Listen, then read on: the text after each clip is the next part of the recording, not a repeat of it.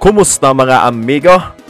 The most anticipated debut of Luka Doncic ay nasaksihan na natin versus Utah Jazz.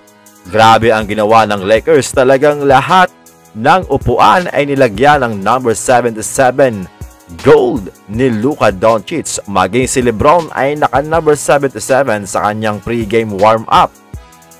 Bukod pa doon mga amigo, star-studded din ang larong ito kung saan present sina Dirk Nowitzki, Adele, Playa and Chad Smith ng Red Hot Peppers. Well, si Luka Doncic mga amigo ay ang unang European player ng Lakers since Pau Gasol and Marc Gasol. One-sided ang larong ito mga amigo kung saan nadomina ng Lakers at talagang tambak malala ang Utah Jazz sa score na 132-113. Si Luka Doncic mga amigo ay sobrang welcome na welcome dito sa Lakers at gumawa siya ng 14 points, 5 rebounds at 4 assists. Gaya ng inaasahan, limitado lamang ang kanyang mga minuto para maiwasan na ma-injured ulit. Matagal itong namahinga dahil sa kanyang injury. Kaya talagang dapat hindi biglain ang kanyang paglalaro. Kaya nakapaglaro lamang siya ng 24 minutes at hindi na naglaro sa 4th quarter. Medyo rusty pa itong si Luka Doncic mga amigo kung saan 5 of 14 siya from the field at 1 of 7 from beyond the arc. Pero ganun pa man, talagang nahahanap niyang libre ang kanyang mga kakampi. Gaya ng ginawa niyang half-court pass dito kay LeBron James for easy layup. Napagkakita pa lamang kay LBJ ay agad itong napangiti. Bukod dyan mga amigo, maganda rin ang depensa ni Luka Doncic na ipinakita sa larong ito. As expected, nagbenepisyo si Jackson Hayes sa kanyang lob pass. Siyempre hindi lang siya ang kayang gawin ito, maging si LBJ na pinangunahan ang Lakers sa score na 24 points, 7 rebounds at 8 assists ay ginawa pang asintahan itong si Walker Kessler. 7 player ng Lakers ang naka-double figures, lalo na ang starting lineup nila.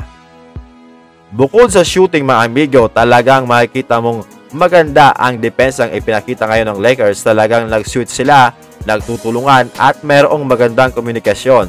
Kaya naman nakakagawa sila ng deflection. Pero ganun pa man, kitang-kita pa rin ang kakulangan nila sa legit na center. Hindi lang kay Luka swerte ang Lakers mga amigo, kundi dito sa bagong two-way player nila na si Jordan Goodwin. Gumawa siya ng 17 points, 8 rebounds while shooting 8 of 11 from the field at 1 of 2 from beyond the arc. Grabe ka-efficient mga amigo. Hindi lang shooting ang magugustuhan mo sa player na ito, kundi ang kanyang hustle play, depensa at rebounding. May duwag ang taong ito. Hindi takot, kaya naman mas nabibigyan agad ng playing time kaysa dito kay Shake Milton kung saan nababad pa nga sa 4th quarter. Ganito ang mga player na kailangan ng Lakers sa bench na ginagawa ang kanyang role, lalo na pagdating sa playoffs, malaki ang pakinabang nila dito. After the game ay sinabi ni Luka na yung sinabi sa kanya ni LeBron James bago magsimula ang laro na maglaro lamang ito sa kanyang sariling style at hindi na kailangan mag-fit in ay nagbigay daw sa kanya ng confidence. Ayon kay Reeves, kailangan mo nga daw bantayan na matindi si Luka Doncic para mapigilan ito dahil kung hindi talagang iiskuran ka. Kaya naman marami daw sa kanila ang nalilibre. Dagdag pa ni Reeves, bagamat kailangan pa ng oras para mag-fit sila ay hindi naman daw ito problema. Yun daw dahil meron silang magandang communication at instant chemistry sa oras na nagkakasama-sama sila sa laro. Dagdag pa ni Coach JJ Redick, si Luka daw mga amigo ay motivated at isang competitor.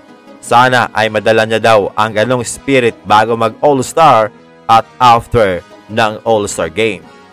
Kayo mga amigo, ano ang assessment nyo sa debut game nitong si Luka Doncic?